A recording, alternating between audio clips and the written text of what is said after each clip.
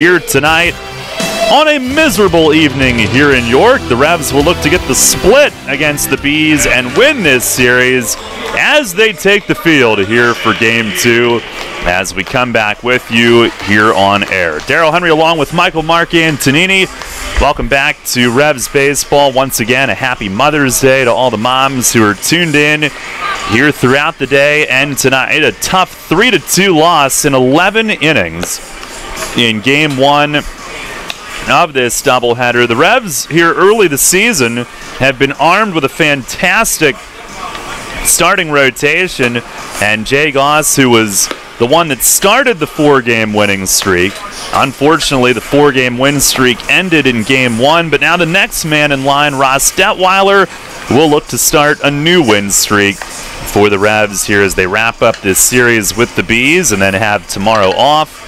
And will face Somerset for the remainder of the homestand Tuesday and Wednesday. Starting lineup for New Britain in Game 2, brought to you by Flying Feet. Darren Ford, who had the winning home run in the 11th inning in the opener, leads off in center. Davidson Romero, the third baseman, will hit second. Reed Brignac, the shortstop, is batting third. Connor Bierfeld in left field hits cleanup. Jamar Walton, the DH, bats fifth. They have three of their lefties on the bench facing Detweiler or not facing him, but Walton is in there DHing. Jonathan Galvez in right field will bat sixth. Manny Ramirez Jr., the first baseman, hits seventh. Nate Irving will get a start behind the plate and bat eighth. And Vinny Sienna at second base is batting ninth.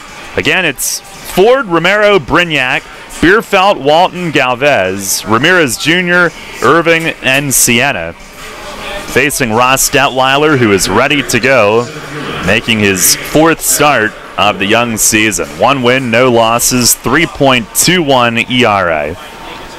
For Detweiler, 14 innings, 14 strikeouts compared to 5 walks, 5 runs allowed, 16 hits. And he's set to go as Darren Ford digs in, our Dasher Investment Services first pitch for Game 2. And it is swung on and missed. Ford goes up hacking. We are underway here in Game 2 at 6:57 on the scoreboard clock. Ford hit the Bees' second home run of Game 1. Pitch to him is up high, a ball. And just their 5th home run of the season. The difference maker in the 11th inning in Game 1. His first of the year. He's hitting at .255 now, also doubled. The pitch, and he swings and lifts it in the air, shallow right. Silva out from second, gives way to Mitchell coming in from right, and it's Mitch who puts it away. A shallow pop fly out to start off Game 2. I have a good feeling we're going to see a lot of first pitch swingers tonight, guys, not wanting to get too deep in the counts. We're already at 7 o'clock on a night where we thought both games would be over by maybe 5:36, so it's just one of those days where you got to get a couple games in, and the weather's not good, and they're doing everything they can to get them in. It's going to cut into our airing of Game 2 of that Caps Lightning series. Here's Romero, and he swings, lines one to center, slicing, but Witherspoon is there. Cuts in shallow right center and squeezes the liner. And 2 quick outs for Detweiler to start off the night. Well, we're on pace to play, I think, 7 innings in like an hour. I mean, the way these guys are swinging. And great for Ross out there, going out pumping strikes. And, hey, look, I mean, regardless of what the approach is, if you're throwing strikes, they're going to have to swing at the first pitch. So good for Detweiler up there on the mound. Here is Reed Brignac hitting .264. First pitch, fastball. It's over for a strike. Brignac, a career .219 hitter in the majors. As Detweiler fires and just missed outside. He was thrown out twice by Tyler Clark attempting to steal in Game 1 today. Went 1 for 5 in the opener. Now the wind from Detweiler, the pitch, and he jams him, fists a foul into the seats on the third base side. And Detweiler ahead now, 1-2. Brignac, 9 years in the major leagues. That's what Detweiler's logged as well. He fires, and a breaking ball down and away. Brignac starts and stops, and the appeal to third. Jared Mitchell was rung up on an appeal at third to end game one. And you could understand if the Revs might be a little edgy after the way that first game ended about 45 minutes ago. Is the windup, the 2-2. And a ground ball jammed him, hit softly to second. Silva's got it, throws to first, and it's a 1-2-3 first inning for Ross Detweiler to start the night. We've played a half inning. It's the Bees nothing, and the Revs coming up.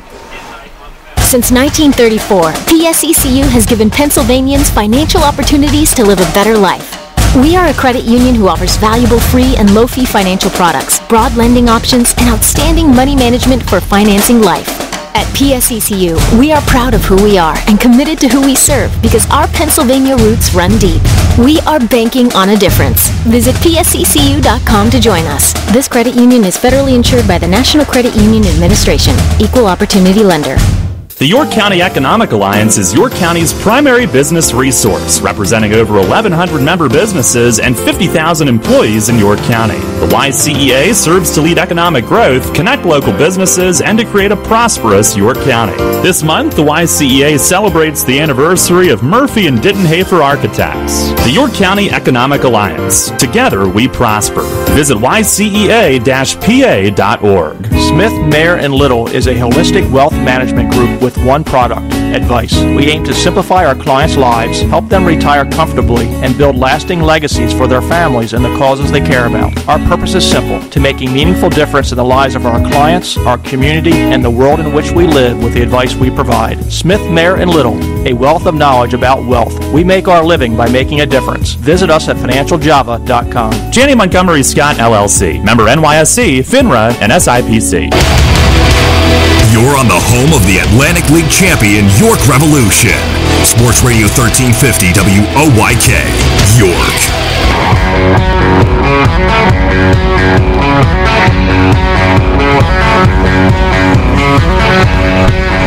Revs coming to bat, a 1-2-3 first inning for Ross Detweiler to begin game two. The York lineup brought to you by Flying Feet, facing Kyle Simon. It'll be Jared Mitchell in right field leading off. Travis Witherspoon in center bat second. Alexi Casilla will DH in game two and hit third. Zach Wilson at third base batting cleanup. Michael Burgess, the first baseman, hits fifth. Wellington Dotel is in left tonight, hitting sixth. Ruby Silva at second base will bat seventh. Luis Cruz will catch and hit eighth. And Omar Obregon makes his first start. He's at short, rounding out the order. Here's Simon's first offering. Mitchell tries to bunt his way on and bounces a foul straight back.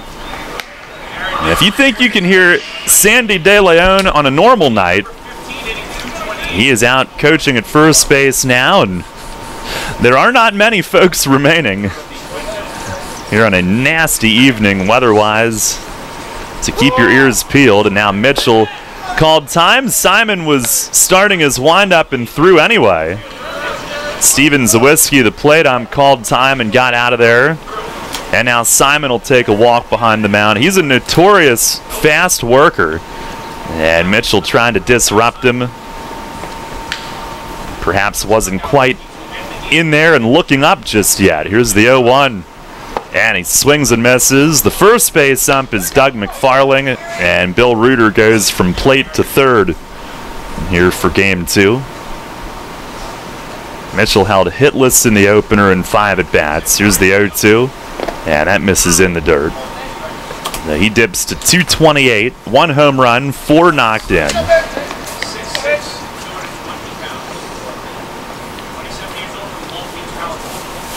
No score, just underway here in the second game, and we hope to get the whole thing in. As Simon deals, and that misses down low. The latest look at the weather app, for what that's worth, suggests rain could be around here in about an hour. 2-2, and a swing and a miss. Simon stayed low the whole at bat. And Mitchell this time went after it and comes up empty, 1 away. Well, Mitchell's had a tough day. Witherspoon, on the other hand, has not. He's looked really good today, and hope he can provide a spark here. A tough loss for the Revs in Game 1, and right now they just have to come back and put that aside, and we know what happened in the last doubleheader. The Revs ended up getting swept. Things got away in Game 2. They're hoping that doesn't happen today. Here is Spoon. He takes a strike. Had a homer in the first game, another hit as well. He gets him up over 300, 302 with a home run, 5 knocked in as Simon misses outside. And he does work fast. Here's the wind and the pitch. And a check from Witherspoon, appeal to first. He did not go on a pitch that missed inside. Simon has finished at least one game in under 2 hours in the Atlantic League. 9-inning variety, that would be. Here's the 2-1. And it's a called strike on the outer reach. Revs have gone to their alternate white tops that look like the Rams with the shoulder stripes. New Britain stays in the yellow.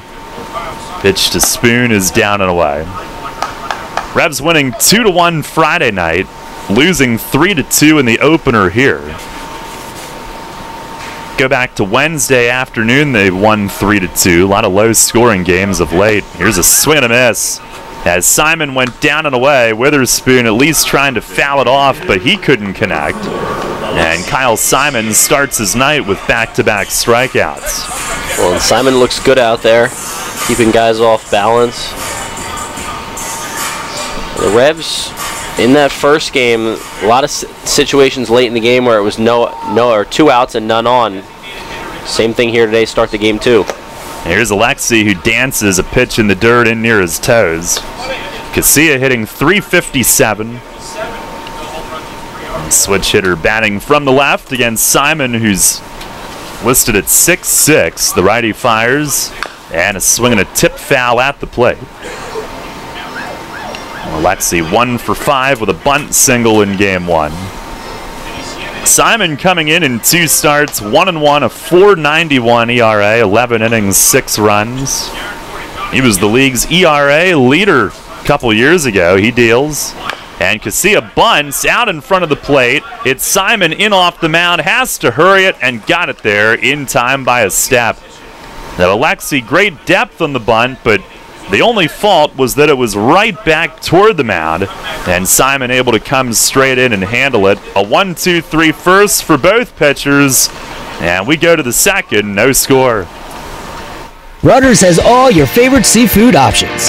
Tavern battered cod sandwich, crispy fried shrimp with bada bing dipping sauce, flavorful crab and corn chowder, just to name a few. Rutter's Seafood. One try and you'll be hooked. Rutter's. Why go anywhere else for seafood? You'll always hit it out of the park with great Best Yet products from your neighborhood SureSave stores. Like party platters with $18.93 deli items. Team up Best Yet hot dogs with Best Yet kettle cooked chips. And get Best Yet 12 packs of soda and Best Yet Rising Crust pizzas at Saubles Markets in Shrewsbury, Stewartstown, Whiteford, and East York. And at Nell's Market Fresh Foods in Spry. Facing a legal issue can be a frightening time. What's my course of action? How do I know who to call? Fortunately, the York County Bar Association makes it easy. Now, you only need to make one call to find the right lawyer for you. Call the York County Bar Association and let us help you find the right lawyer with our Attorney Connection Lawyer Referral Service. Just call 854-8755 or visit yorkbar.com. Don't hesitate in getting the help you need. Contact the York County Bar Association and let us help you find the right attorney at the right time. Rutter's Hot Dog Extravaganza is here. Rutter's Kunzler hot dogs and brand new corn dogs are only 2 for $2. Our amazing Kunzler bacon wrapped cheddar dogs and sausages are only 2 for $4. Earn 2 cents on fuel for every deal purchased. Must scan rewards card. Rutter's, why go anywhere else? This is Luke Westfall. You're listening to York Revolution Baseball on the home of the Revs. Sports Radio 1350 WOYK. First in York, first in sports.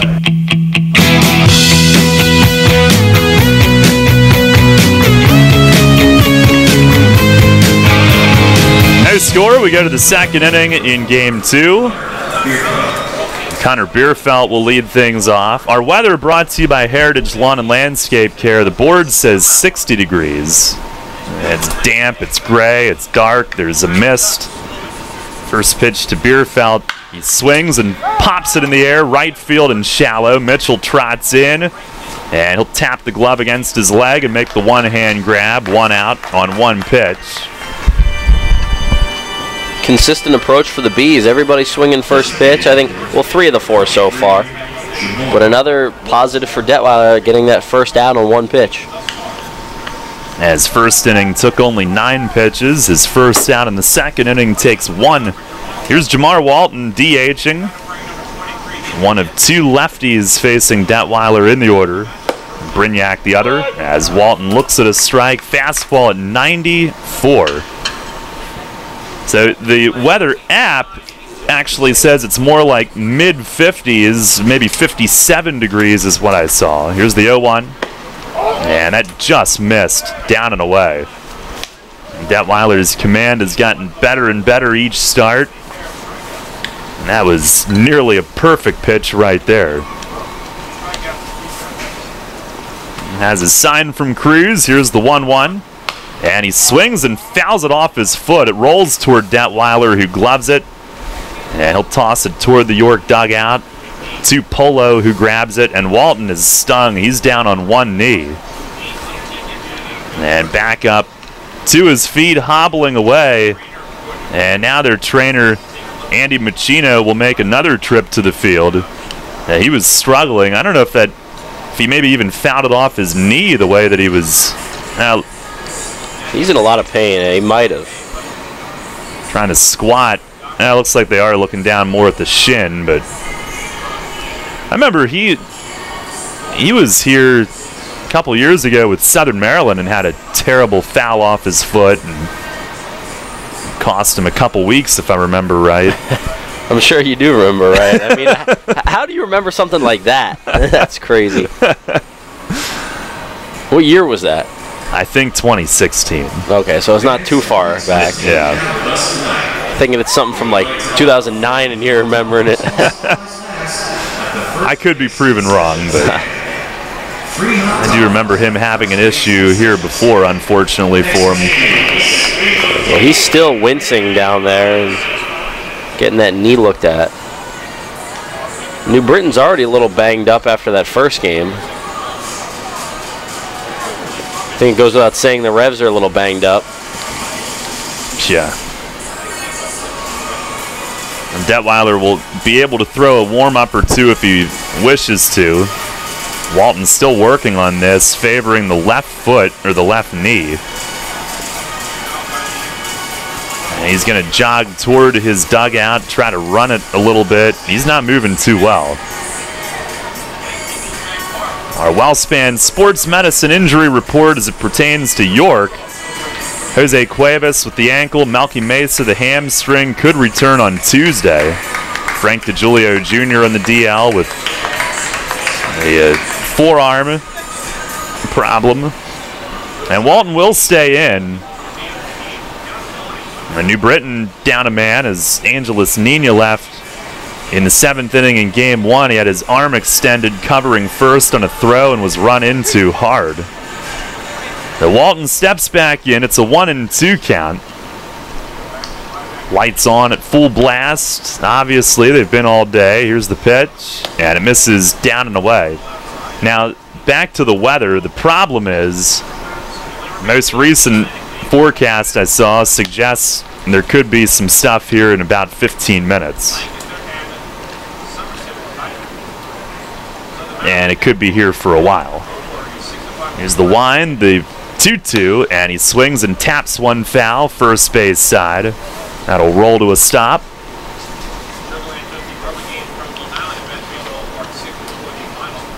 Delivering weather is just a no-win situation.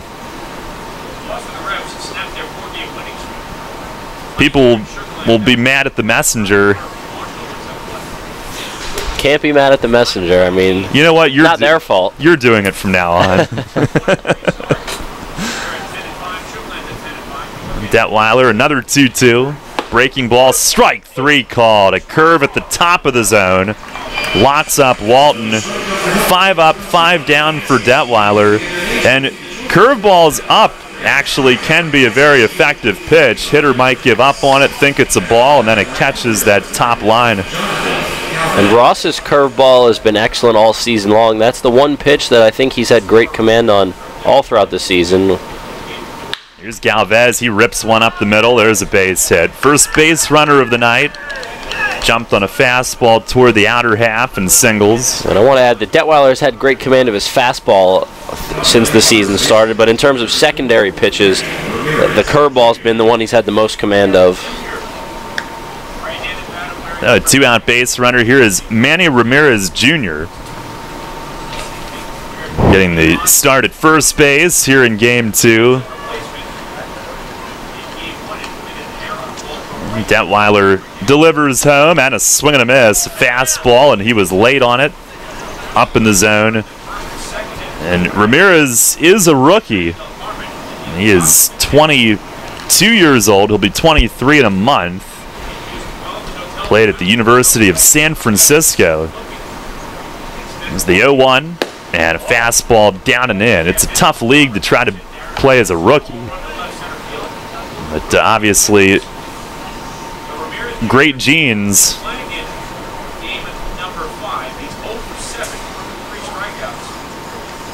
On the stretch from Detweiler. And the 1-1. That's down and in. Made him jump back.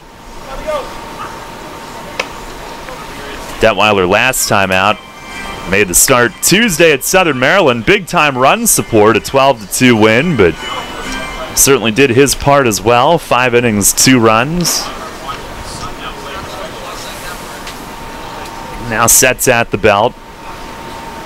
And the pitch, it is swung on, hit in the air, foul down the right field side into the picnic area. That was his first win on Tuesday night. Certainly pitched well enough in a start before that, but that was his first win.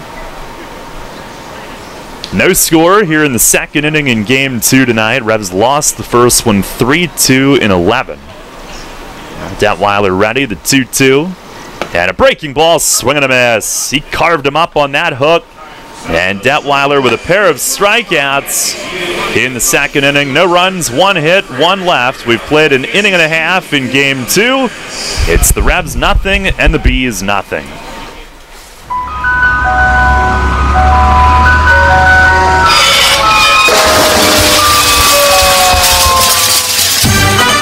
Tired of hearing that music?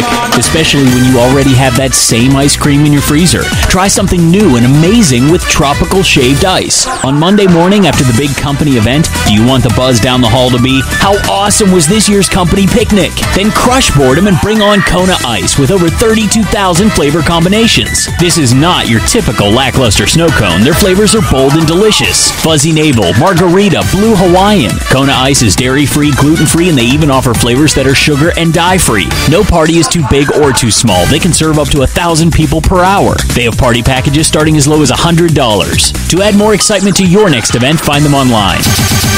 At Donegal, we understand there are many costs associated with running a business. That's why Donegal works with you to provide quality insurance products based on your business needs, and why we deliver that insurance at a price to fit your budget. Call your local independent Donegal agent today and discover why, when it comes to insurance for your business, Donegal is a better value. Contact Kochman Kunkel Insurance at 717-854-0300 or stop in at 3217 East Market Street, York. Locally owned and operated by Pam and Rudy Kochman. Kochman Kunkel Insurance. Local sports on WOYK are brought to you by Maple Donuts, a family tradition since 1946. The Baltimore Baseball Show with Dan Cotter, right here on Sports Radio 1350 WOYK. No score. We go to the bottom of the second inning here in Game 2. Zach Wilson, Michael Burgess, and Wellington Dotel will lead things off against Kyle Simon. He went 1-2-3, couple of strikeouts in his first inning tonight. A lot of low-scoring games for the team here of late. Had won 2 of those before the Game 1 loss. Just 3 outs away from winning a 3rd straight one of those earlier and a 5th straight overall. The win streak did come to an end at 4. Now Wilson up first. First pitch of the inning from Simon. A heavy sinker on the outside part of the plate. Strike one called. Simon brings it fairly firmly. He deals, and that's off the plate away. And a lot of sink on it. Wilson at 286, 3 home runs, 7 knocked in. The 1-1, and he swings, drives it pretty well the other way and right. Galvez back toward the corner, lays out and can't make the grab. And Wilson into second, he'll stop there. It's a stand-up double and not a good route. Galvez started back, then had to cut it off over toward the line and went into a slide, and it landed about another step away from him. And Wilson a leadoff double to start the inning. It didn't look good from the start, the way he took that route out there and right, but it's a ball where I thought that it got away a little farther than it did. I thought Wilson had a chance for 3, but leadoff double, take that any day. Now Michael Burgess, who singled home Wilson after a leadoff double in game 1. First pitch is swung on and missed. That sinker from Simon at the bottom of the zone. Burgess at 213 now, 3 home runs, and picked up his 8th RBI in the opener. And Simon sets at the bell to look back, delivers, and a ground ball slapped at short. Wilson will go back to second. It's backhanded by Brignac, and the throw gets Burgess by a half step. Brignac waited on it, had to. Wilson was in front of him, and the slow roller made that a fairly close play. Well, that's a case where you really need Burgess to pull the ball, and he goes the other way. And Wilson stays at second. Now here's Wellington Dotel. He's now 3 for 11 to begin his Revs career.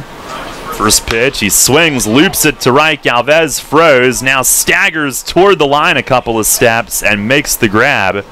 He didn't look terribly comfortable on that, but the catch is made. Dotel flies out, and Wilson again has to stay at second base. Now 2 down in the inning, no score here in game 2, and Ruby Silva coming up will try to change that. Simon in his 3rd year with New Britain. And pitch to Silva, he swings, taps it, and it bounced up high off of his body, maybe toward his face. And he will take a moment. He does have that guard on the right side of his helmet. He tells Chong he's okay after Mr. Choi had made a few steps toward him. And Silva will walk it off. Simon was the league's ERA champion in 2016. He went 8-6 with a 2.77 ERA. Now fires, and a swing and a miss, a slider. Now he jumps in front 0-2. Wilson still standing at second after the leadoff double. And Simon ready, here's the pitch. Swing, and he pokes one on the ground at third. Moving toward the line, Romero throws across his body and got him. Nice play. He was off the line, had to circle it and throw it all arm, and he got Silva by a step across the diamond at first. A leadoff double wasted in the second inning. We go to the third. Michael with the play-by-play. Revs and the Bees still scoreless in game 2. Brimmer has been York's license and notary specialist since 1969. An approved online messenger for PennDOT, it offers registration and driver's license renewals, online title transfers, money orders, and notary service, all with a friendly staff that guarantees your satisfaction. For more information on Brimmer's convenient hours and fast service, call 717-699-1060 in York or visit them on the web at brimmers.com. Brimmer Fast Licensing and Notary Service with 4 convenient locations in York and Lancaster. Shipley Energy is more than just an energy company. We're a family tradition. Our goal is to provide outstanding customer service and to make energy easy for you. From heating oil and propane to natural gas and electricity, our team can help.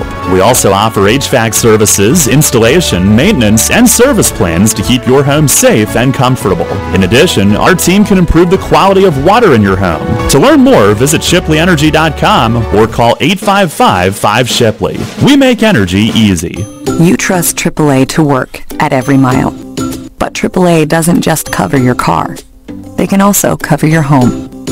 AAA Home Insurance protects every square foot. And when you add AAA Home Insurance to AAA Auto Insurance, you get more protection and more savings. Insurance that's not just insurance. Talk to your local AAA insurance agent today or visit AAA.com to learn more about AAA Home Insurance. This is Paul Fletcher. You're listening to York Revolution Baseball on the home of the Revs, Sports Radio 1350 WOYK. First in York, first in sports.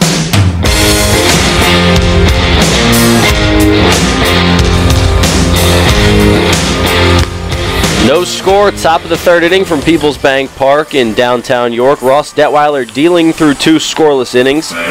He's given up just 1 hit, retired the other 6 batters he's faced. 2 strikeouts, both came in the second inning. He worked a 1-2-3 first. He's been excellent. He'll face 8-9-1 for the Bees. Nate Irving, Vinny Sienna, and Darren Ford. 8-9-1 for New Britain. The Bees won Game 1 today. A 3-2 win in 11 innings, a comeback win. It was supposed to be a 7-inning Game 1, and these two teams had other ideas. They ended up playing 4 extra innings, and the Bees won in 11 as Detweiler misses high and outside to Irving to start the inning, 1-0. This effectively now the rubber game of this 3-game series. Another 7-inning game here, at least we hope. Detweiler's 1-0. Popped up in the air, foul territory, out of play. Make it 1-1. The Revs went down quietly in each of the first 2 innings as well against Kyle Simon, the starter for the Bees. They have just 1 hit. It was a Zach Wilson double in the second. 1 hit apiece here, no errors in the ball game. There were 4 errors combined in Game 1, 3 of them from the Bees, but they still won the game.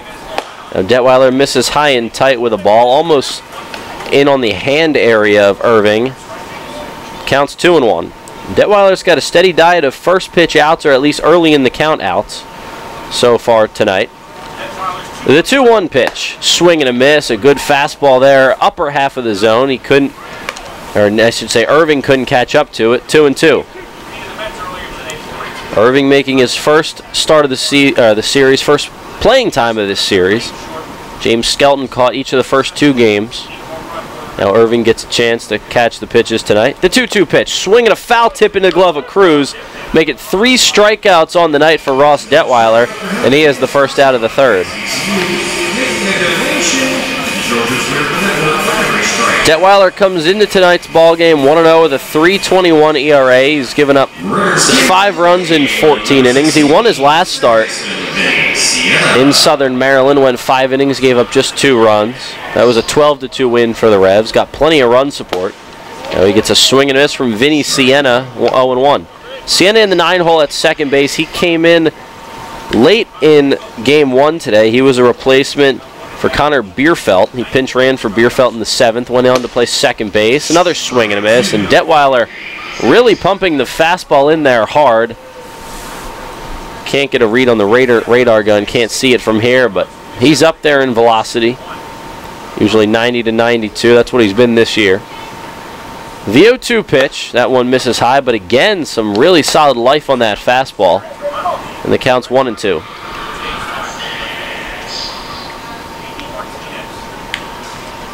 One down, no one on, top of the third. No score between the Revs and the Bees. Detweiler's 1-2, missing outside 2-2. He goes again with the fastball, a pitch he's trusting a lot early on in this game. The curveball's been good, but the fastball is really what's gotten him the outs so far. 3 strikeouts through 2 1/3. Now he kicks some dirt off of the mound in front of the rubber. Comes set, taking the sign from Cruz. Here's Detweiler's 2-2. Curveball, check swing out to first, off of the glove of the first baseman Burgess. Detweiler covering first in time. The second baseman Ruby Silva picked it up off of Burgess's glove. Detweiler covered, a great job to get over to the bag, and the play to first just in time. A 3-4-1 putout. Not what you see every day, but Detweiler has the first 2 retired here in the third. That brings up Darren Ford at the top of the order. Heck of a play for Detweiler just to get to the bag. Ruby Silva, give him credit too for picking up the ball after it was knocked off of Burgess's glove, kept in the infield. A bang-bang play at the bag. And the first base umpire, Doug McFarling, was all over it. Well, now with 2 down and no on, here's Ford, who hit the go-ahead homer in the top of the 11th inning in Game 1. Time is called. Ford in Game 1 doubled and scored a run in the first, and then that home run in the 11th. 2 flyouts and a groundout sandwiched in between that. Shows bunt, pulls back. Pitch was a curveball from Detweiler outside for a ball, 1-0. Ford scored 2 of the Bees' 3 runs in Game 1. He had his fingerprints all over that one. Set the tone at the top of the order early and late. 2 down, no one on, 1-0 the count on Ford. No score, top 3. Here's the pitch from Detweiler. Fly ball right field. Mitchell coming on. Silva out as well. It's Mitchell who's under it. He makes the grab. It's a 1-2-3 inning for Ross Detweiler. He looks great through 3 shutout innings. We're going to head to the bottom of the 3rd inning. No score between the Revs and the Bees in the rubber game of this 3-game series. Don't go anywhere. We'll be right back on Sports Radio 1350 WOYK. Have you heard? Royal Farms has gotten the national culinary recognition it deserves. Yeah, in Food and Wine magazine's article, 10 gas station foods across the country that are worth the detour, they put Royal Farms' world-famous chicken at the top of the list. Well, we've always known that Royal Farms has the best fried chicken, but now the whole world knows. So hurry into a Royal Farms to pick up some of their nationally recognized world-famous chicken before the world beats a path to their door. Royal Farms, real fresh, real fast. If you own a tractor-trailer business, then you know the cost of having your rig down instead of on the road. Rivers Truck Center in Red Lion keeps your trucks on the road by providing a one-stop shop for all your trucking needs. Rivers handles full-service truck sales and carries a full line of parts for all makes and models, has their own full-service collision center, and provides 24-hour emergency towing and roadside assistance. Check out riverstruck.com for more info. There's a reason Rivers Truck Center has been in business for over 40 years. They really do care. It is easy being green. In York County, trash is safely managed at a waste-to-energy facility where it is used as fuel to produce electricity. The electricity generated from trash is enough to power 20,000 homes. That's enough to light the entire city of York. Learn more at www.ycswa.com. Garbage is power. This is Ryan Dent. You're listening to York Revolution Baseball on the home of the Revs, Sports Radio 1350, WOYK, first in York, first in sports.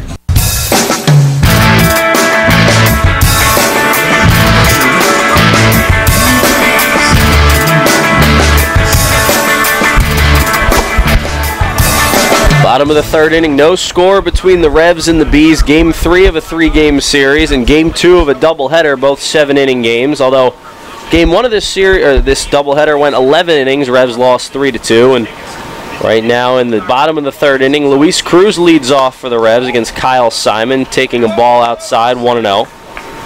It'll be Cruz, Omar Obregon, and Jared Mitchell, 8-9-1. Cruz fouls one back, 1-1 the count. Kyle Simon, into his 3rd inning of work, is not allowed a run. 1-1 with a 4.90 ERA on the season over 11 innings. He's given up 6 runs. Former ERA champ here in the Atlantic League. Now Cruz chops one to third. A backhand stab by Romero. Throws over to first. A good stretch from Ramirez at the bag in time. And Cruz is retired on the 5-3 putout. Back-to-back grounders to third. Simon got one to end the second, and he has one for the first out of the third. With one down, that brings up the 9-hitter Omar Obregon.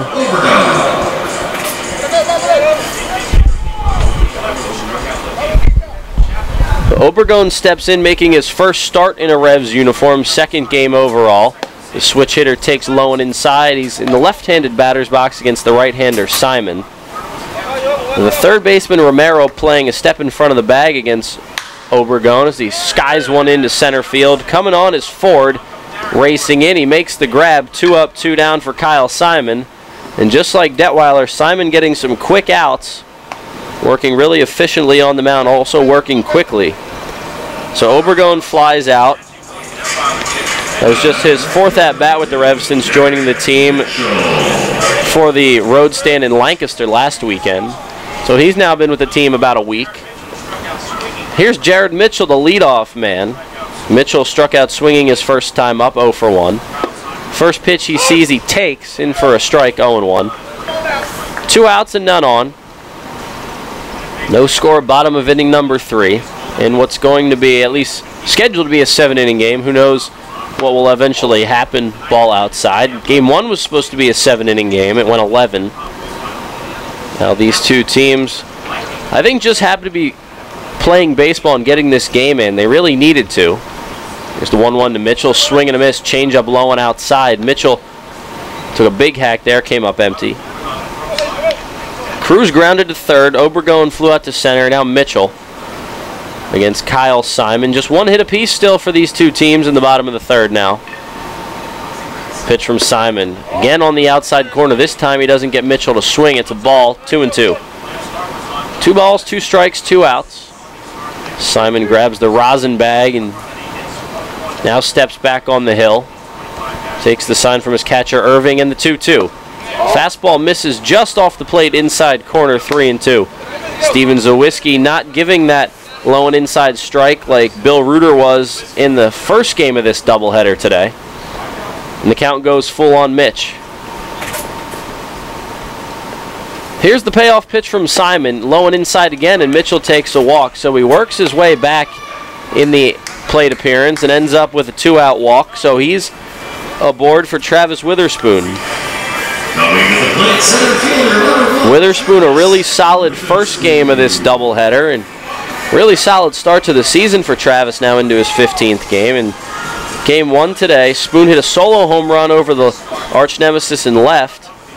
Later on in the game, he had a single. He also walked, reached base 3 times, was thrown out at the plate trying to score the game-winning run in the bottom of the 7th inning in that game.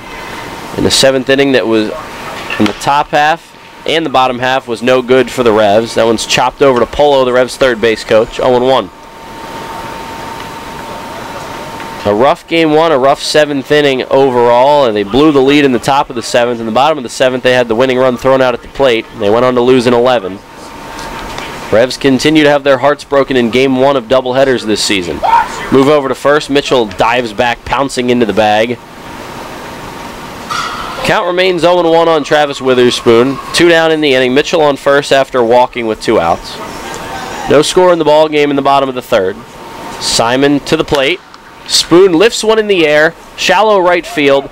Coming on is Galvez. In foul territory, he makes the grab over by the Revs bullpen, and the inning is over. No runs, no hits, no errors, and 1 left. We've played 3 full from PeoplesBank Park in game 2 of this doubleheader. We'll go to the top of the 4th. No score between the Revs and Bees. You're listening on Sports Radio 1350 WOYK. Hey, it's the good-looking genius at Broadway Transmission. You know what really grinds my gears? Perfectly good cars being thrown away just because the transmission went bad. My mind slips into overdrive when someone says, I'll just get a new car before I spend that kind of money on a transmission. What? According to Kelley Blue Book, the average price of a new car is $32 grand. Now you're going to finance that, right? There's another $6 to $8 grand. And if you drive it off the showroom floor, it loses 20% of its value immediately. Don't forget, you also have to pay sales tax, higher insurance rates, title and registration fees, and come up with $600, $700, $800 a month depending on your interest rates for 5 years. And remember, you will still have to pay for the upkeep of the car. Brakes, tires, wipers, fluids, etc. Stop! Trade your transmission, not your car. Thanks, good-looking genius. You're welcome, ma'am. Broadway Transmission. We'll get your shift together and save you all that dough. Visit us on the web at BroadwayTrans.com or stop in and see how it's done. Does your wealth advisor know how you take your coffee? At Smith, Mayer & Little Wealth Advisory Group, we genuinely get to know our clients, from their interests, goals, and dreams, right down to how they like their coffee. By understanding our clients on a personal level, we help them make wise financial decisions. In us, you will find a trusted confidant dedicated to your financial success. Smith, Mayer & Little, a wealth of knowledge about wealth. Get to know us over a cup of coffee or visit us at financialjava.com. Janney Montgomery Scott LLC, member NYSE, FINRA, and SIPC. This is Chang Choi, athletic trainer of the York Revolution. You're listening to York Revolution Baseball on the home of the Revs, Sports Radio 1350 WOYK. First in York, first in sports.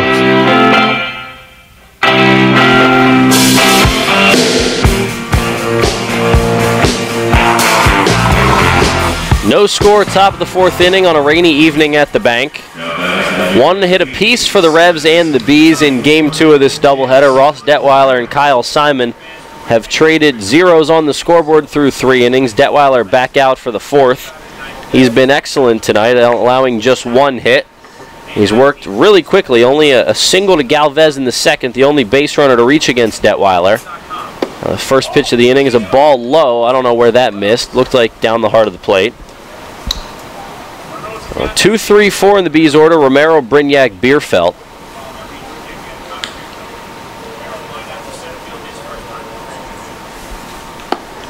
And there's a ball low and outside. 1-1 the count. Or 2-0, excuse me.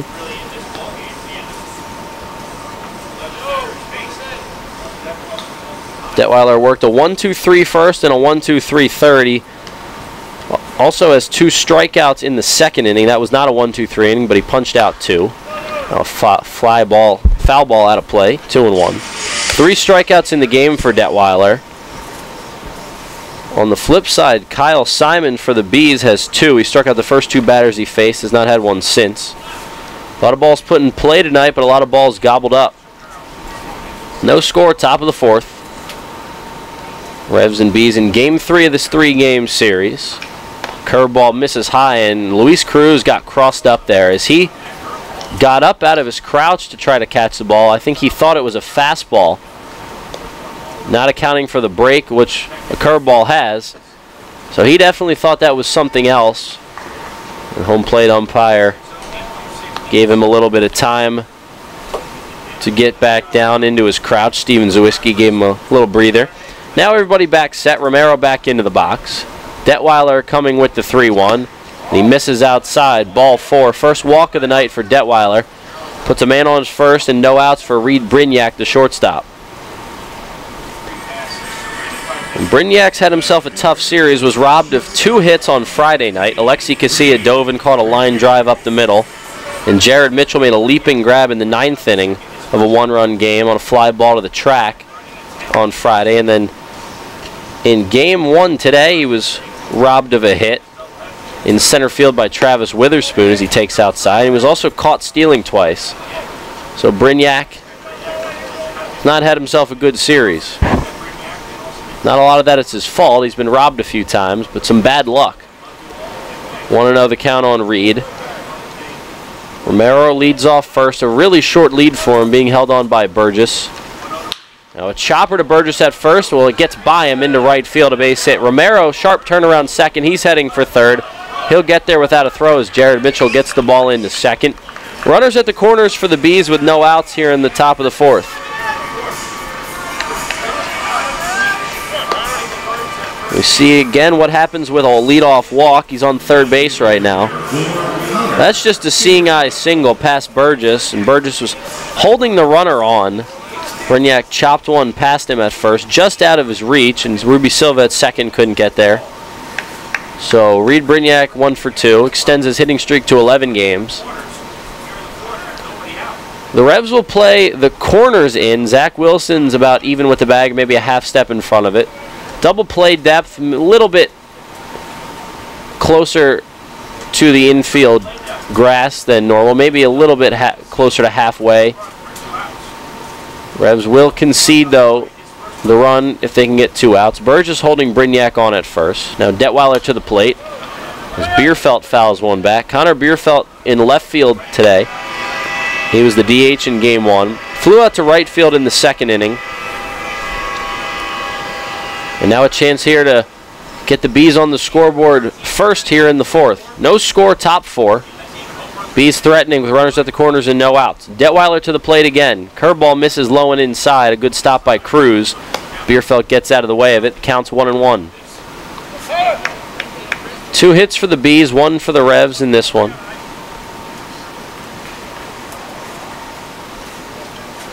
Detweiler kicks some dirt off the mound. Now onto the rubber. Takes his sign from Cruz. Comes set at the waist. Checks first. Now the pitch to Bierfeld. Bierfeld skies this one, shallow right field. Silva, the second baseman, out. Mitchell, the right fielder, coming on, and it drops in shallow right field. Silva comes to the plate, and the throw gets by Cruz, the catcher. The Bees will score the first run of the game on either, and it looks like it's going to be an error. So an E4 on Ruby Silva. He had a play at second base for the force out. He decided to throw home instead, and the Revs don't get anybody out. Now first and second in the inning for the Bees, and they have a 1-0 lead. So Silva charged with the error. He had the force out at second base if he wanted it. The run looked like it was going to score either way. His throw to the plate was late, then it skipped by Cruz. Brignac gets to second. Bierfeld reaches on the air. I'm not sure if he gets the RBI on that. We'll double check. And now the left-handed hitting left-handed hitting Jamar Walton at the dish. 1-0 New Britain, top of the fourth. The rain continues to sprinkle down, playing in a steady mist right now. Left-handed hitting Walton at the dish, a 1-0 count on him. And the pitch from Detweiler. That one misses low and outside, 2-0. Well, the rain, honestly, right now looks like more than a mist. It's actually coming down pretty good right now. Continues to fall. It's just been that kind of day. Ugly, rainy day. Haven't seen sun since maybe 4 o'clock yesterday afternoon. Now the 2-0 to Walton. Pops this one up, shallow left field. Dotel is calling for it. Now he can't see it. He finally gets under it, makes the grab, throws to second. The ball skips by the second baseman Silva, but Burgess there to back it up. No harm, no foul there, and Detweiler gets an out. Dotel lost that one in the rain, the clouds, the lights, whatever it was. He couldn't find it. It was signaling that he couldn't, and then got under it last minute to make the grab for the first out. Now Detweiler will chuck that ball into the dugout. He wants a new one. I mean, these are not ideal baseball conditions. The rain is steadily coming down. This field's taken a beating the past 2 days. But we play through here in York. 1-0 Bees, top of the fourth, one down. Runners at first and second for Jonathan Galvez, who swings at the first pitch, sends one into center field. Silva, the second baseman, out in right center. He makes the grab. That's out number 2.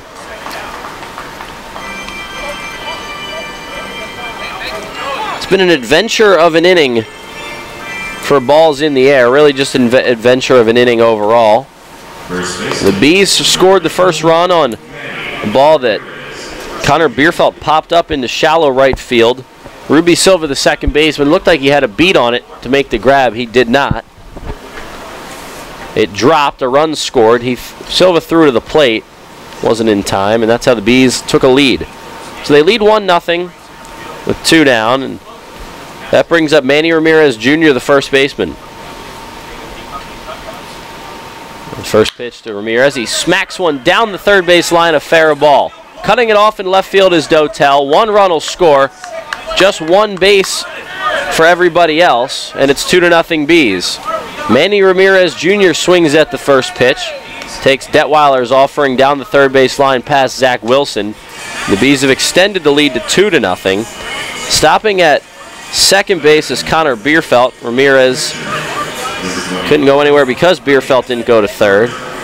Reed Brignac comes in to score. So the Bees, they scored first earlier in this inning on the pop-up. They score another one. They've scored first in each of the 2 games today. And Manny Ramirez has himself his first hit of the season. So the Bees have gotten to Detweiler in the inning. Now Nate Irving will get a chance with 2 down. Swings at a first pitch curveball. Detweiler makes the backhand stab at it. Can't get the ball out of his glove, and he'll just eat it. An infield single for Nate Irving as Detweiler throws that one out of play. Ball that he just couldn't get out of his glove, and frustrating for Ross because he made a nice play, but by the time he pivoted and tried to get the ball, he couldn't do it. Wise decision to eat the throw, however. That sets up a bases loaded situation for Vinny Sienna. And Detweiler's been around long enough. He knows to hold on to a ball like that. If he gets the next guy, nothing matters. 2-0 Bees, top of the 4th. This is a 7-inning game. Game 2 of a doubleheader. Now the 9-hitter Sienna takes inside 1-0. Game 1 was supposed to start at 1 p.m. today. It started at 2:44. It then went 11 innings instead of the scheduled 7. So it's been one of those kind of days. Now more rain. Here's the 1-0 to Sienna, low and inside. And you can hear the rain in here from the broadcast booth. We got the windows open. It just continues to fall. It's steady. I mean, it's not a straight downpour, but it is steady rain. It's not a drizzle. It's not a mist. Now the Bees looking to cash in on more. They have the bases loaded. 2-out pitch. Fly ball center field. That's going to get down and probably clear the bases. Witherspoon tracks it down in the left center field gap. It goes all the way to the wall. 3 runs are going to score. And it's 5-0 New Britain here in the top of the 4th. Just not ideal baseball conditions, and an inning where there's been an error, there's been an infield hit. I'm sure the pitcher's mound and really the field in general is not in good playing condition, ideal playing condition, and Ross Detweiler has been the one that's had to deal with it. And now head groundskeeper here in York, LJ, is going to head out and talk to the third base umpire, Bill Reuter. As Cruz goes out to talk to his pitcher Detweiler. Rain continues to fall. And now Bill Reuter's going to go chat with, well, he's just going to move to another spot on the field. I thought he was going to go chat with the other guys, but just changing his positioning with a man on second now. 5-0 Bees, top of the 4th. A bases clearing double for Vinny Sienna, who's making his first start of the series. Give him 3 RBI. 5 runs, and the Bees have batted around the lineup here against Detweiler. Wild pitch, runner gets to third. Time is called. And now the Revs are walking off the field. They're going to put the tarp on. A 5-0 lead for New Britain. We're in the top of the 4th inning. A 1-0 count on the batter, Ford. 2 outs in the inning, and they're going to call for the tarp to be put on the field. It's just been an ugly inning. The Bees have put up 5 runs on 4 hits. There has been an error. And Darryl, it's just one of those situations where it was not an ideal day to play baseball, let alone 2 games, especially after game 1 went extra innings, and just getting from bad to worse now. Yeah, trying to get these games in with the Bees not coming back until August, and conditions are terrible. And Detweiler, he does not miss the way that he did with that last pitch that sailed and was nowhere close. And at that point, the umpires decided that they would call for the tarp. I don't think the Bees are terribly happy about it. Down in their dugout, they have a 5-0 lead, and they did not call for the delay until that wild pitch, and I saw some of them down there hollering out toward the umpires, but Ross doesn't miss like that, and Witherspoon saw him mishandle one in the gap, and Detweiler a play earlier in the inning that he couldn't make because of the wet ground, and he should have been out of the inning a long time ago with minimal or no damage done, and here this inning is just blown up. But I would suspect, and for as many times as LJ went to the umpires with the iPad to show them what the radar looks like, I would imagine that we've come this far. We'll do everything we can to get this one in as well. You're basically halfway through game 2 and been at it all day, so they'll want to finish this. And you don't want a situation like Lancaster and Southern Maryland had last year where there's a meaningful first half game that is just hanging out there and things are left in the balance until August, which, if you don't get this one in tonight, in theory that could happen. Just an ugly night overall, and one that both teams have to deal with. But Darryl, you mentioned earlier, Ross doesn't miss like that ever. unless, you got conditions like this, but you have to feel for Detweiler, and Kyle Simon too, having to pitch in these conditions. It's one thing to play in these conditions and be a position player and a hitter, but to be the guy on the mound that's having to deal with that, pitching in the rain, and the most important part of the game is being able to throw the baseball as a pitcher, and to have to do it with wet baseballs and not a good landing spot on the mound and rain, it's just not ideal. And so you have to feel for those guys, especially Ross, who just took a beating in the top of the fourth when the rain got a lot worse. Yeah, and that last pitch, it wasn't just that he missed. He missed nowhere close. And I think that was a new baseball that he had, so I'm thinking the landing spot must be pretty muddy at this point, and you don't want a guy to land awkwardly and rip up something in his leg. And I always, whenever there's a situation like this, I always feel for the guys that have put up a good game so far, whether it's a hitter that has a home run or something, is that going to count for him? And in this case, I was thinking this when both pitchers were off to the first 2 innings basically, and then the first 3 innings scoreless. It's like, if rain comes and interrupts things, there's 2 starting pitchers that look to be right on their game tonight that would have these first few innings wiped away. And I think if you're on the Revs side, maybe right now you wouldn't be too unhappy about that, but I'm sure they will try to get back at it tonight. But as far as Detweiler goes, and we haven't seen Simon since the rain got to this level. It's certainly worse now than it was when he was out there finishing the 3rd inning, but mentioned how Ross doesn't miss like that, and the way that this inning's gone. His first 3 innings, he looked as good as he has in any of his first 4 starts. I thought he was on top of his game tonight. The velocity there again, the command looking even better here in this 4th start. It's gotten better and better, and then all of a sudden it just unravels, and I think it's pretty clear that the conditions did have some role in that. Well, the theme of the game, cruising along and then stalling, and then in the case of the first game going much longer than we expected, is continuing. So far, the 3rd part of that trend has not happened yet tonight, but again, 3 very quick innings on both sides, 3 complete quick innings, and then a 5 spot for the Bees in the top of the 4th. We're going to take a quick break here on the broadcast, and we'll come back. Hopefully we'll be able to update you on what's going on or how long it may be. Eventually we may have to send this back to NBC Sports Radio, but for now we'll take a quick break. It's 5-0 New Britain over the Revs in the top of the 4th when the tarp went on the field with 2 outs. So stay tuned here on Sports Radio 1350 WOYK.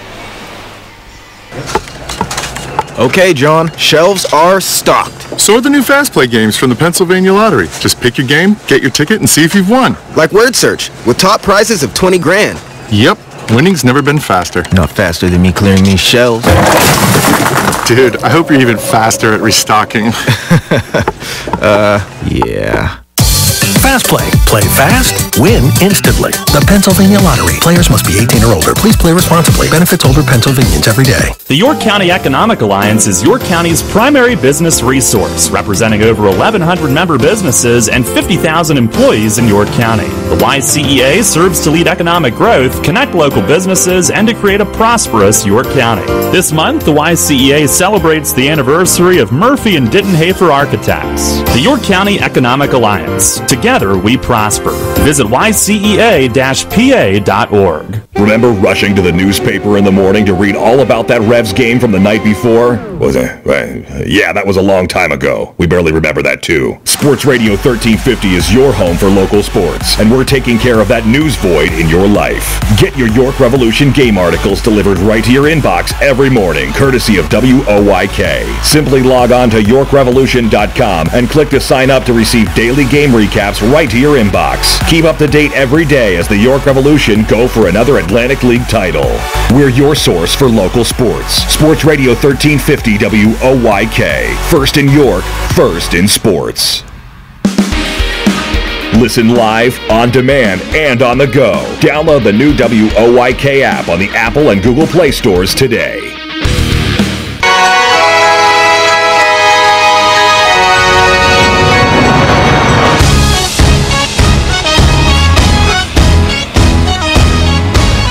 Welcome back to the broadcast. The New Britain Bees lead the York Revolution 5-0 in the top of inning number 4. Michael Mark Antonini here alongside Darrell Henry. We're in a rain delay right now at PeoplesBank Park. The tarp went on the field maybe a little bit less than 10 minutes ago, and tarp completely on. They tarped the mound and home plate, and then they got the big tarp on the field. It's completely rolled out. They got some dryers out blowing underneath the tarp. They're checking the radar, the umpires, and LJ, our groundskeeper, down on the field. The Bees have put up 5 in the top of the 4th.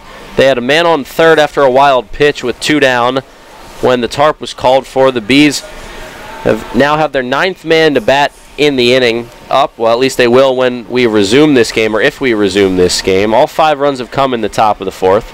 We're going to send it to Game 2 of the Washington Capitals and Tampa Bay Lightning in the Eastern Conference Finals until we know how long this delay is going to be. It looks like right now that it's going to be a little while, so we're going to send it to the Caps and Lightning Game 2, but for right now it's 5-0 Bees, top of the 4th inning. A 1-0 count on the batter, Darren Ford, with a man on third for the Bees, and the top of the 4th still going on. So that's the situation that will resume if play does resume later tonight.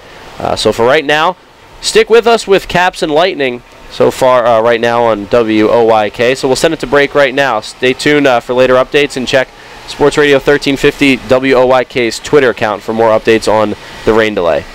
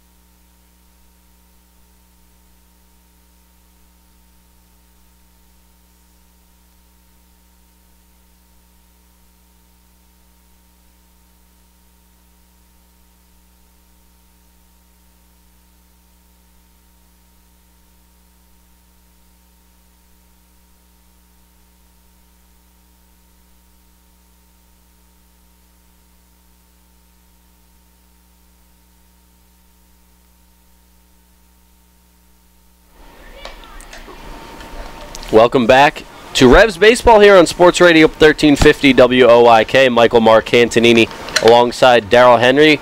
We're about to resume play here at PeoplesBank Park. The tarp is off the field. The Revs are on the field warming up, and Zach Treese will be the new pitcher on the mound for York. He takes over for Ross Detweiler, who worked into the fourth after 3 shutout innings. He got 2 outs here in the fourth, but after the rain delay, Detweiler will not come back out. He had to take a beating and really take one for the team here in the top of the fourth. Was not pitching in good conditions at all. The Bees put up 5 on him, and it's 5-0 New Britain with a 1-0 count on the leadoff man, Darren Ford. He's the 9th man to bat in the fourth for the Bees. There are 2 outs in the inning. A man is on third base, and Zach Treese is the man taking over on the hill. So a rain delay that started at 7:51 and is just officially ending now. Almost a 50-minute rain delay, between 45 and 50, somewhere around there. And we are officially resuming play here in York. It's the New Britain Bees 5 and the York Revolution nothing in the top of the 4th inning. This is Game 2 of a doubleheader played today because of a rain out last night. The Revs won Game 1 of this series 2-1 on Friday night. They lost Game 1 of the doubleheader today in 11 innings. It was supposed to be a 7-inning game. It went 11. The Revs lost 3-2, and now they're down 5-0 in the 4th here. Ford is the 9th man to bat in the inning for the Bees. The count is 1-0 on him. Treese's first pitch and second pitch of the AB overall is a ball high, 2-0. Ross Detweiler threw a pitch to the backstop that missed the strike zone by a lot, and that was the last pitch of the game before the rain delay. Tarp came on after that. Here's Treese's 2-0, and Ford showed bunt but pulled back, taking a strike. 2 outs in the inning, man on third. The runner on third base is Vinny Sienna. He doubled, cleared the bases with a double, got to third on Detweiler's wild pitch, and now he's on third for Darren Ford. Ford takes low, and the count's 3-1. 3-1 count, 2 outs. Revs trailing 5-0, and Darrell, it's just been one of those days overall here for York. Has been. That was a tough loss in Game 1. And here in Game 2, Detweiler looked as good as he has in any of his starts, and then the conditions really got bad this inning. Treese's 3-1 is high. It's a 5-pitch walk to Darren Ford. So the walk goes to Ross Detweiler. A similar situation to what we saw the other night when Jake Ezel, that was on Friday night, left after throwing 2 pitches, both balls, and an at-bat, where a batter eventually walked. That runner came around to score. The run came off of, officially off of Jake Ezel, but Luke Westfall gave it up. And now here, Treese walks Ford, but it'll be Detweiler's walk. So Detweiler's line still not closed. He's responsible for both runners on base. And now the 10th man to bat in the inning for the Bees, it's Romero. Davidson Romero hit a home run to tie the ball game in the top of the 7th inning of Game 1 today. He's walked and scored a run. In this inning, he led off the inning with a walk as he takes a strike, 1-1.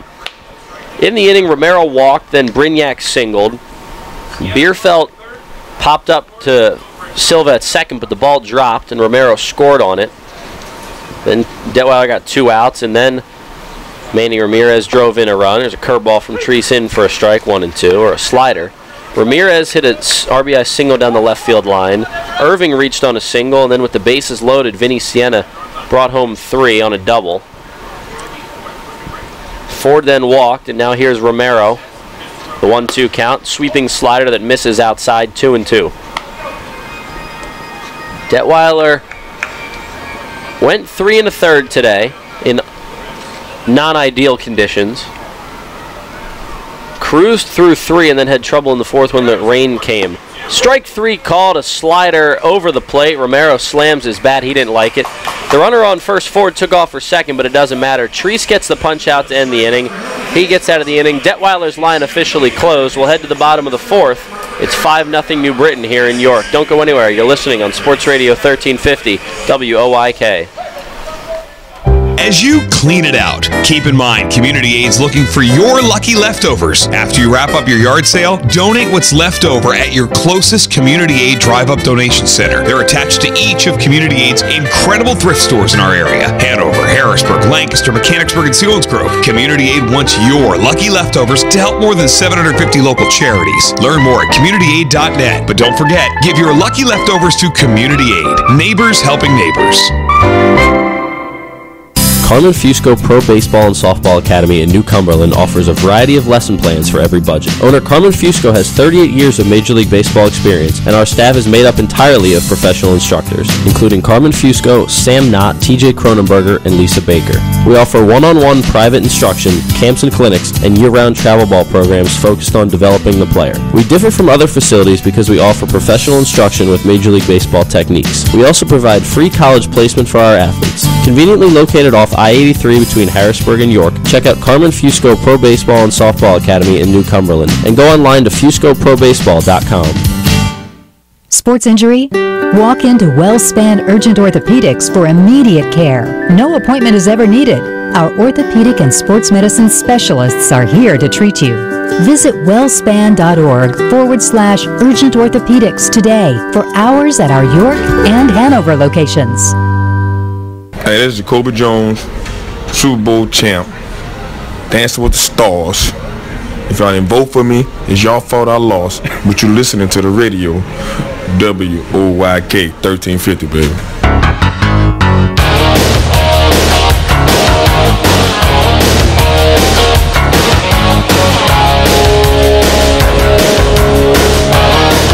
Bottom of the fourth from PeoplesBank Park in downtown York. It's the New Britain Bees 5 and the York Revolution nothing. Just one hit for the Revs through 3 innings of play. Kyle Simon back out on the mound in the fourth here for the Bees. He is not lifted after the rain delay. He continues to toss on the mound.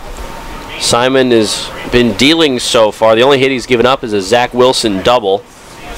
He walked Jared Mitchell in the third, the only 2 men to reach against him.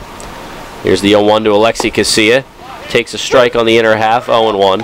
Casilla, Wilson, Burgess, 3-4-5 for the Revs in the inning. The Bees coming off a 5 spot, sending 10 men to the plate in the fourth.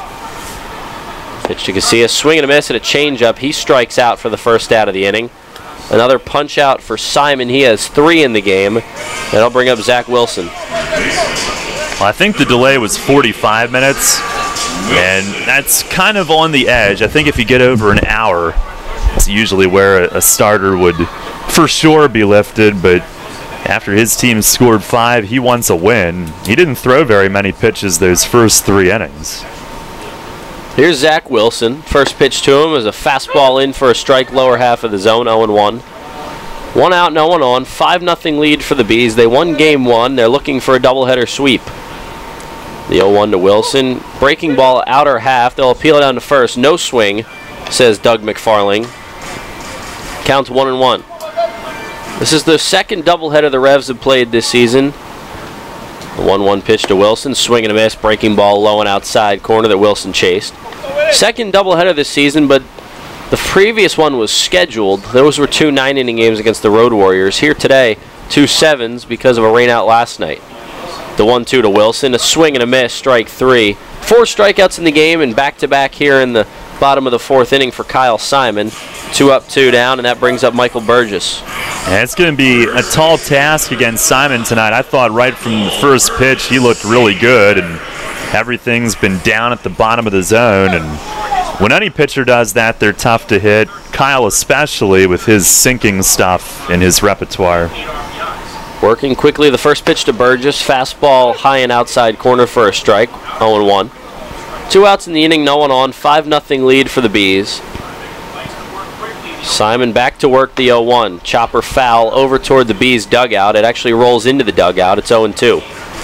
Simon wasting no time, and the Revs hitters, since the rain delay is over, haven't put anything in play. 2 up, 2 down, both on strikeouts. Here's the 0-2 to Burgess. Another one, make it 3 in a row. He strikes out the side, a foul tip into the glove of Irving, and the inning's over. So the Revs go down 1-2-3. We've played 4 full from York. We go to the top of the 5th. It's 5-0 Bees here on Sports Radio 1350 WOYK. Money and business are essential to the strength of a community. So is cheering and celebration and music and fun. That's why York Revolution games, concerts, youth sports, special events, and more happen at a place called PeoplesBank Park. People's Bank has been serving your county for more than 150 years. Always cheering, always celebrating, always committed to the things that make York County great. And to you having a great time at PeoplesBank Park. People's Bank, member FDIC, equal housing lender. Planning your next visit to York? Book your stay at Courtyard by Marriott. Conveniently situated near local businesses, shopping, dining, downtown, and local attractions, Courtyard by Marriott features a state-of-the-art lobby, inviting flexible spaces to work or relax, free Wi-Fi, our well-equipped fitness center, and the bistro, offering healthy options and refreshing choices, including Starbucks and an evening bar. Your stay is sure to be more comfortable, productive, and enjoyable than ever before. Courtyard by Marriott, 2799 Concord Road in York. Book your stay at 717-840-7840. You'll always hit it out of the park with great Best Yet products from your neighborhood SureSave stores. Like party platters with $18.93 deli items. Team up Best Yet hot dogs with Best Yet kettle cooked chips. And get Best Yet 12 packs of soda and Best Yet Rising Crust pizzas at Saubles Markets in Shrewsbury, Stewartstown, Whiteford, and East York. And at Nell's Market Fresh Foods in Spry. Hi, this is United States Olympic gold medalist Jenny Finch. You're listening to York Revolution Baseball on Sports Radio 1350, WOYK. First in York, first in sports.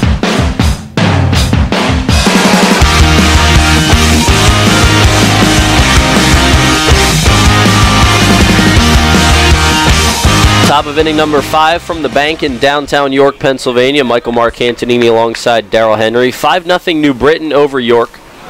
As Reed Brignac digs in to face Zach Treese, who took over for Ross Detweiler after the rain delay and got the final out of the top of the 4th. Treese's first pitch to Brignac is a ball outside 1-0. It's Brignac, Bierfeld, Walton, 3-4-5 for the Bees. Brignac scored one of the 5 runs for the Bees in the 4th. He singled in that inning, riding an 11-game hitting streak now. He breaks his bat, and he'll have another hit. A 2-hit game for Brignac as he dumps one into left field in front of Dotel. A leadoff base runner for the Bees here in the 5th. Well, you could hear that splinter right off the end. Didn't get much of it, but found the open pasture. And it is... I completely forget what I was going to say. Oh, the lightning. There's persistent lightning flashing, but it didn't bother Brignac. I always wonder if hitters are so locked in that they don't even notice that. Right. Well, here's Connor Bierfeld. Treese gets a slider over, a nice pitch there. Treese has some nasty bite on that slider tonight. I mean, we have seen a couple strikes, and it could be just one thing, you don't notice it while you're on the field. Here's Treese's 0-1, another slider, another nasty pitch, and he's got that pitch working tonight. I think this is the best we've seen from Zach over his, now into his 4th outing of the season. Absolutely. That looks like the one we saw on the opposition last year. The 0-2, another slider, and making another strike. Swing and a miss from Bierfeld. Zach Treese has his 2nd punch out of the night. He looks good to start his night. 1 down and a man on first. That brings up Jamar Walton, the DH. Yeah, that thing, visually, in that at-bat, it looks like it's breaking the width of the plate. It really, I mean, it does. It's coming from one side and then dropping off the other. So here's Walton. He swings at the first pitch, loops this one into left field, but that will get out of play. Foul ball down on the warning track in foul territory in left. Didn't get into the seats. Counts 0-1 on Walton.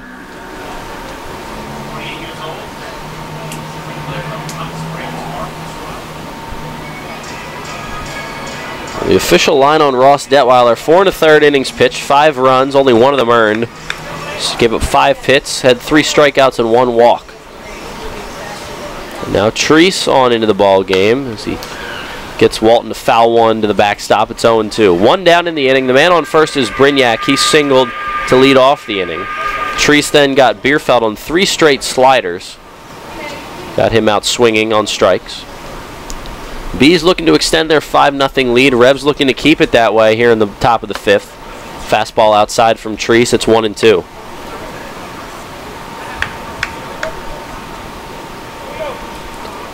Five runs on 6 hits for the Bees. Just no runs on just 1 hit for the Revs. Here's Treese's 1-2 slider on the outside corner. he has that pitch working tonight. 3 strikeouts, and it's all strikeouts for the 3 outs that he's gotten. 2 down here in the top of the 5th.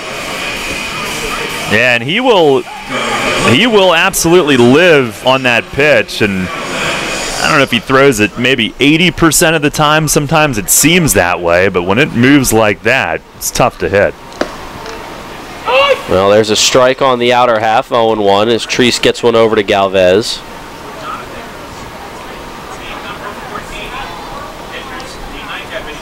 Five 0 lead for the Bees. 2 down in the top of the 5th. Treese goes with the slider again, and again, the strike. I mean, that is his bread and butter, and tonight, I don't think he's thrown it for a ball yet. No, the command is impeccable of that pitch. Now Treese bends at the waist, comes set. The 0-2 pitch, slider. This one laced into left field, sinking quickly. It gets in front of Dotel. A 2-out single, the second single to left in the inning. Now runners at first and second for Manny Ramirez Jr. And that one was down. Galvez went down to get it. It hit it terribly hard. Kind of thudded off the end of the bat. I don't know if Treese in hindsight would want that one back and go more out of the zone, trying to get him to chase. Sometimes guys don't want to do that. They're trying to be a little more efficient. Some guys don't like wasting pitches, but it wasn't a bad pitch. This Galvez got the little dump in. First pitch from Manny Ramirez Jr. is high and tight. Almost clipped his jersey, but it didn't. 1-0 the count. Treese missed with the slider there. A leadoff single from Brignac, then 2 strikeouts, then a single from Galvez. Here's Manny Ramirez, who had an RBI single and scored a run in the 4th. 5-0 Bees, top 5. The 1-0 to Ramirez. Hard hit ground ball up the middle, off of Treese's ankle. He'll pick it up, flip to first. It's not in time. It hits off of Manny Ramirez. A run will come in to score. Going from first to third is Galvez. And New Britain leads 6-0 now. A hard hit chopper up the middle that hit Treese in the lower part of the leg, maybe the shin or the ankle. Treese then went down the first base line to pick it up. He flipped to first. He missed Burgess. He hit Ramirez in the back. If it was a good throw, it looked like Ramirez would have been out at first. Treese is credited with the error. So the run then is unearned, even though it is Treese's fault. That was either going to be a ball fielded by the second baseman Silva up the middle, or a single up the middle if it got by Treese. But he knocks it down, and now Chong Choi, the team's athletic trainer, and Mark Mason, the manager, out to check on their pitcher. Brignac scored from second. Galvez went first to third. Ramirez is safe at first. A 6-0 game now for the Bees, in favor of the Bees. Well, it wouldn't be a night without Mason Chong having to go out together and check on somebody. And I think had Ramirez not been arriving at first at the same time, I think Zach would have made a great recovery to make that play. It looked like the flip was in the area where it needed to be, but Burgess had nowhere to reach. Either couldn't see it with Ramirez approaching. Burgess flat out couldn't reach, or he would have been run into and would have had no play anyway. And I mean, it was right at the bag. Ramirez didn't leave the baseline or anything like that. It wasn't any type of interference. He was entitled to that area, just unfortunate spacing. I think you're right. I think Treese makes that play if there's no runner there, and I think Burgess catches it. You mentioned that Burgess didn't have anywhere to grab for the ball. Well, Treese threw a couple warm-up pitches, and it looks like he's good to stay in the game. First and third for the Bees, 2 outs after Manny Ramirez reaches on the error by Treese.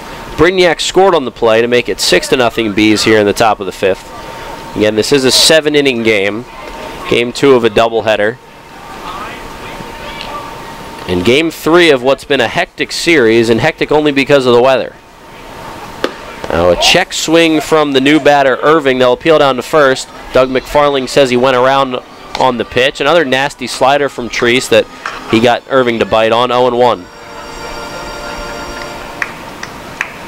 The Revs have committed 3 errors in the game. 2 of them came in the 4th, and Treese is in the 5th. Slider fouled out a play down the first base side. Counts 0-2 on Irving, and Darryl, I got to believe Treese goes right back to that slider here. Yeah, never mind that previous play and the fact that a run has scored this inning. Trust the process. The slider has looked like his old self.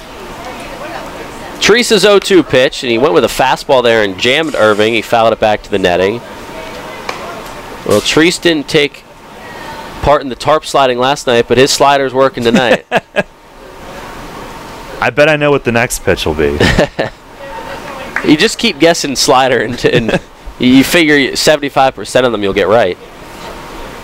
Zach comes with an 0-2 once more. It is a slider, swing and a miss into the glove of Cruz. A high pitch in the zone. Irving chased. Another punch out for Zach Treese. He's gotten 4 outs. He's struck out all 4 batters that he's retired, and the inning is over. We've played 4.5 from downtown York. We go to the bottom of the 5th next. It's 6-0 Bees. Don't go anywhere. You're listening on Sports Radio 1350 WOYK. Rudders has all your favorite seafood options. Tavern battered cod sandwich, crispy fried shrimp with bada bing dipping sauce, flavorful crab and corn chowder, just to name a few. Rudders Seafood. One try and you'll be hooked. Rudders. Why go anywhere else for seafood? Planning your summer vacation? Looking to take care of those long overdue home improvements? Hello, I'm Tara Hauser, Vice President of Marketing at First Capital Federal Credit Union. Make all your dreams come true with a home equity loan from First Capital FCU. For a limited time, take advantage of a 7-year home equity loan of $10,000 or more with an annual percentage rate as low as 3.99%. Visit firstcapitalfcu.com or stop by any branch to apply. First Capital, putting you first. Federally insured by NCUA. Equal housing lender. First Capital Federal Credit Union. Columbia Gas of Pennsylvania delivers natural gas to 423,000 customers. Our commitment is to do it reliably, efficiently, and most importantly, safely. If you smell, hear, or see any sign of a natural gas problem, evacuate immediately and call 911 from a safe location. The most obvious indication of a problem in your home would be a rotten egg odor. For more information on natural gas safety, visit ColumbiaGasPA.com. Columbia Gas of Pennsylvania, reminding you about natural gas safety. Rudders Hot Dog Extravaganza is here. Rudders Kunzler Hot Dogs and brand new corn dogs are only 2 for $2. Our amazing Kunzler Bacon Wrapped Cheddar Dogs and sausages are only 2 for $4. Earn 2 cents on fuel for every deal purchased. Must scan rewards card. Rudders, why go anywhere else? You're on the home of the Atlantic League champion York Revolution. Sports Radio 1350 WOYK, York.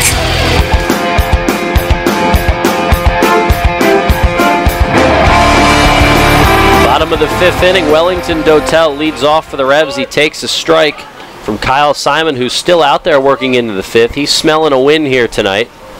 Came back after the rain delay, and he's working really quickly. He gets Dotel to swing at a nasty curveball down and away, and on a pitch that normally wouldn't be that tempting, but Dotel, I think he was rushed getting back in the box there. Simon already back on the hill.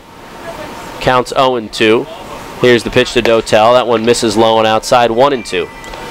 The Bees lead the Revs 6-0. We're in the bottom of the 5th of a 7-inning game. Wellington Dotel leading off for the Revs. Here's the 1-2 pitch to him. Pitch on the inside corner, called strike 3 by the home plate umpire, Steven Zawiski. And that's another pitch, Darryl, where on most nights it's probably a ball, and so far today in both games, 2 different home plate umpires, they have really been tough on the Revs on those inside pitches. Yeah, that inside corner has been readily available. Probably helps that Simon's been around the plate. Well, here's Ruby Silva, and the bottom of the 11th inning was a disaster for the Revs in Game 1. 2 guys struck out looking, and Mitchell struck out swinging on a questionable call. Swing and a miss from Silva. The 2 guys that struck out looking went down on pitches that should have been balls, and then Mitchell might have checked his swing, but they said he went. And then rung up is Dotel on an inside pitch, so 4 straight strikeouts for Simon. Now the 0-1 coming to Silva. Here it is. That's outside. 1-1. Simon works uncomfortably quickly for hitters. Yeah, absolutely. I mean, he's not even letting Silva get out of the box there. Simon back on the mound, the 1-1. Missing low and inside. And Silva tried to step out, then right away hopped back in. Now a little bit more time here because Simon was getting a new baseball. 3-1 the count. The scoreboard's wrong. It said 2-1, but it is 3-1. Here's the pitch. Silva foul tips one into the glove of Irving. It's 3-2. One down in the inning, no one on. 6-0 lead for the Bees. We're in the bottom of the 5th. The payoff pitch to Silva. Swing and a miss. A fastball by him. 5 straight strikeouts for Kyle Simon. He's really in a groove. He has 7 in the game. He's locked in. Yeah, he's had good stuff, good command, but as far as the pace goes, I think a lot of hitters don't mind a good pace. I think they get into a rhythm too, but with this guy, you look up and he's already winding up. Now Luis Cruz, first pitch to him, a check swing grounder foul into the Revs dugout. Now Sandy, Revs first base coach, yelling something in Spanish to Luis, some encouragement. The 0-1, that one misses outside. It skips to the backstop, 1-1. 2 outs in the inning, no one on. Bees up 6-0 on the Revs. The 1-1 to Cruz.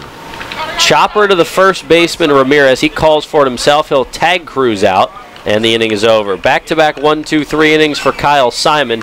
He struck out 5 of the last 6, and the Revs go down quietly in the 5th.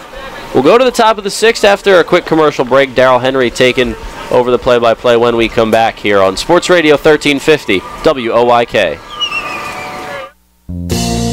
You'll always hit it out of the park with great Best Yet products from your neighborhood SureSave stores. Like party platters with $18.93 deli items. Team up Best Yet hot dogs with Best Yet kettle cooked chips. And get Best Yet 12 packs of soda and Best Yet Rising Crust pizzas at Sobel's Markets in Shrewsbury, Stewartstown, Whiteford, and East York. And at Nell's Market Fresh Foods in Spry. If you are facing retirement decisions, Smith, Mayer & Little Wealth Advisory Group can develop a customized retirement income plan. As specialists in retirement planning, we will guide you on Social Security benefits, 401k and retirement plan rollovers, pension choices, and distribution options. We can explain employer benefit plans and retirement systems such as PESERS and TIACREF. Smith, Mayer & Little, a wealth of knowledge about wealth. Get to know us over a cup of coffee or visit us at financialjava.com. Janney Montgomery Scott LLC, member NYSE, FINRA, and SIPC. You trust AAA to work at every mile. But AAA doesn't just cover your car. They can also cover your home. AAA Home Insurance protects every square foot. And when you add AAA Home Insurance to AAA Auto Insurance, you get more protection and more savings. Insurance that's not just insurance.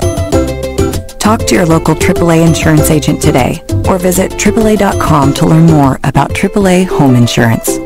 Hi, this is Mark Mason. You're listening to York Revolution Baseball on the home of the Revs, Sports Radio 1350 WOYK.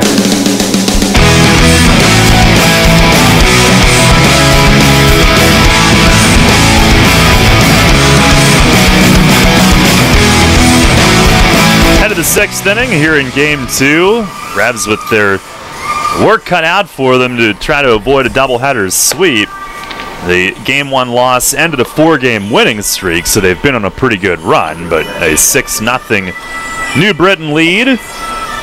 Despite that, some excitement here as Grant Sides makes his return to York. Pitching change brought to you by Maple Donuts. And I hope it's not interrupted because there's been lightning flashing throughout the last 20-30 minutes. There's a light mist in the sky, and I see it yet again, the tarp crew gathering down at the bottom of Section 2 behind the Revs bullpen.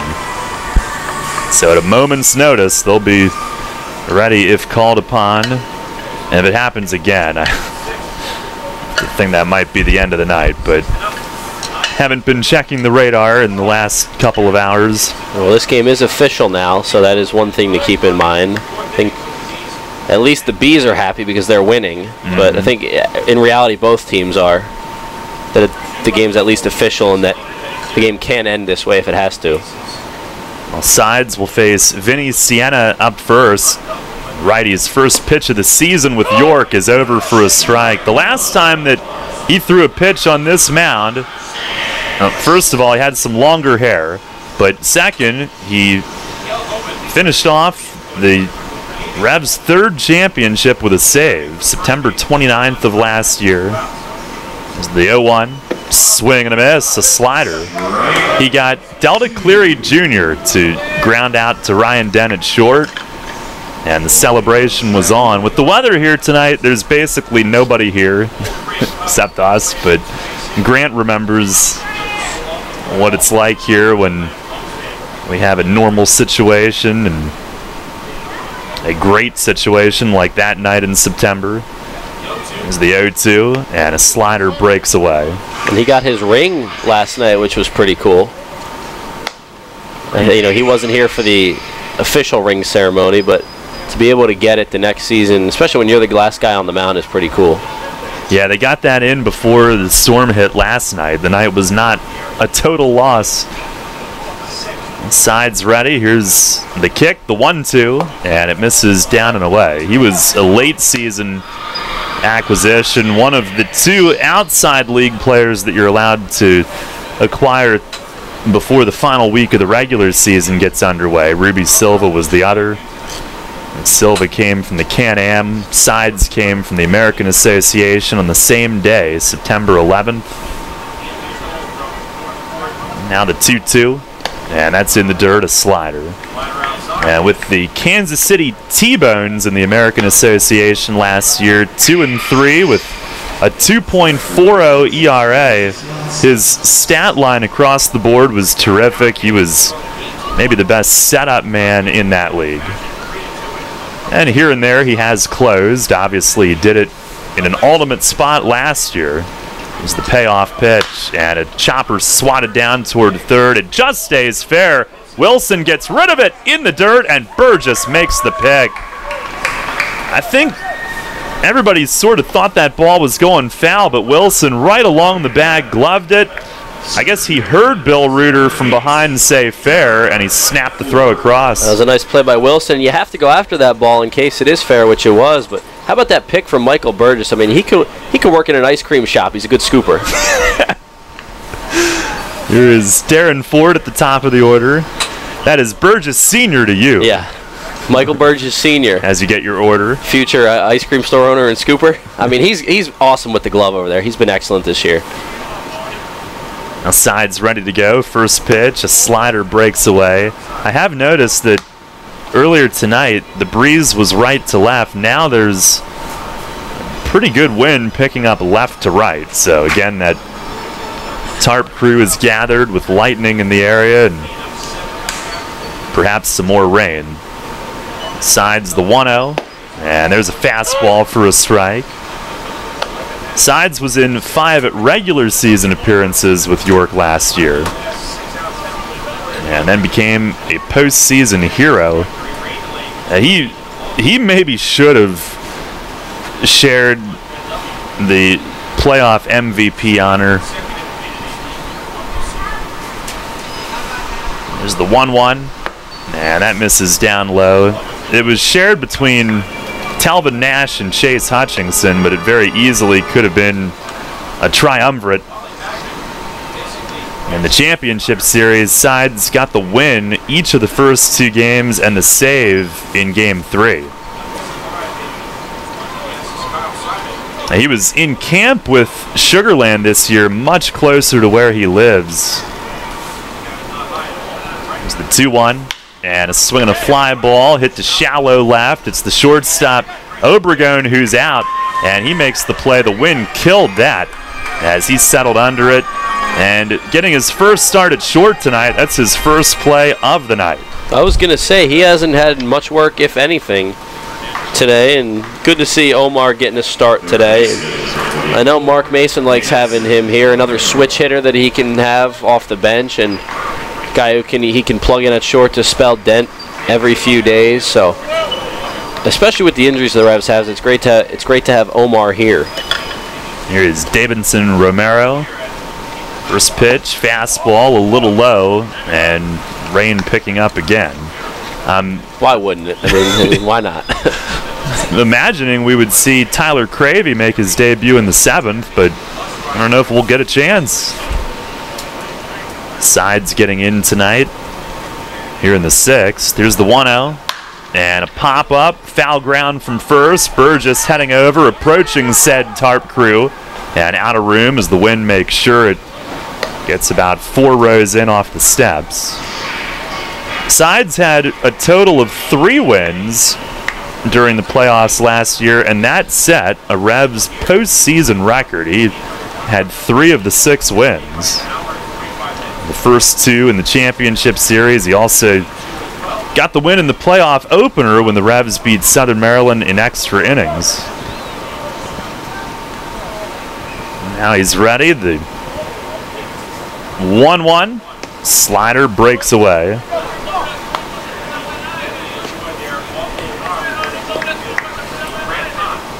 Sugarland brought in so many players. They parted ways with some good ones, and the Revs have 2 of them, Dotel and Sides. Now the rain really picking up again. And the 2-1, swing at a high pop-up, looking right up into the precipitation. Cruz behind the plate. He makes the grab as the skies open, and here comes the tarp crew. That'll be it. I mean, this is a downpour right now.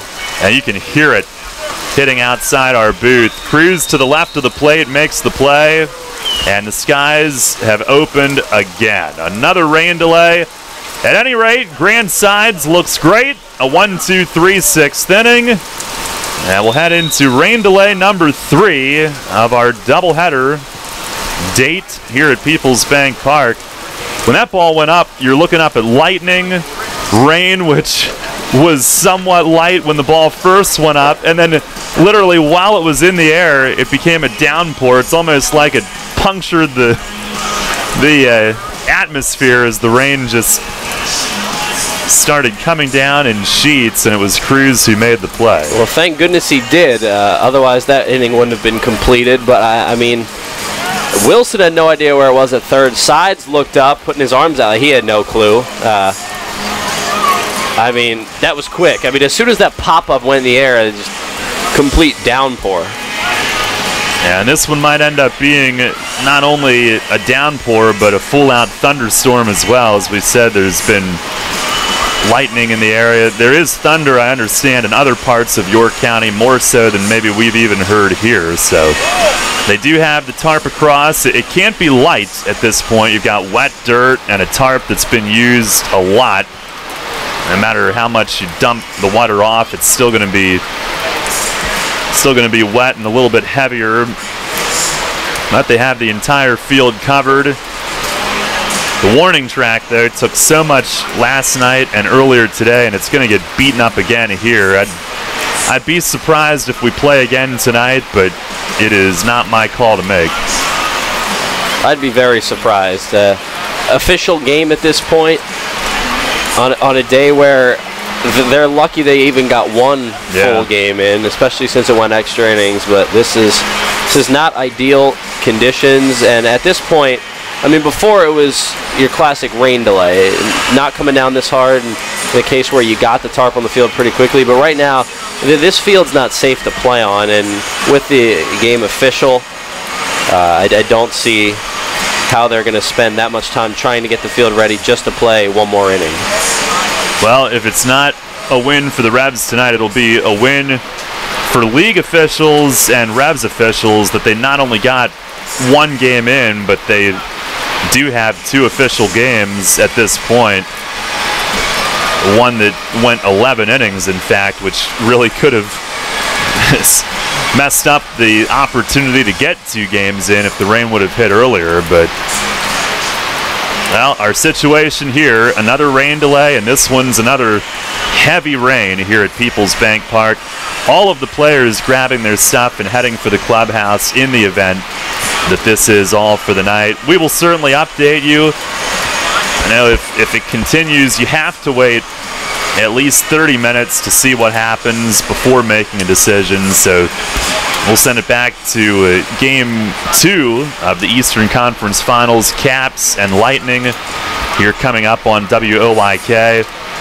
And we'll be back in half an hour, if nothing else, to let you know where we stand with this one. 6-0, New Britain leads it a rain delay right as the top of the 6th inning ended here on Sports Radio 1350 WOYK. Once again, we will rejoin in progress the Caps and the Lightning on the Capitals Radio Network. Game 2 of the Eastern Conference Finals, and we will send you there right now.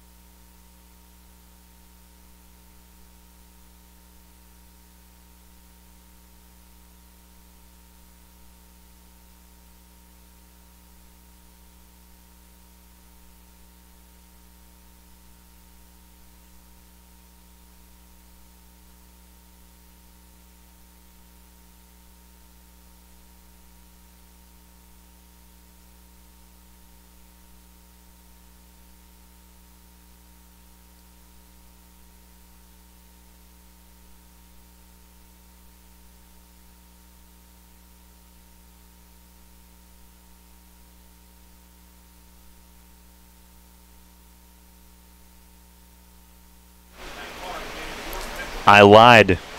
We didn't have to wait 30 minutes tonight. This game has been called at the end of 5.5 innings. 6-0, New Britain wins it. They sweep this doubleheader.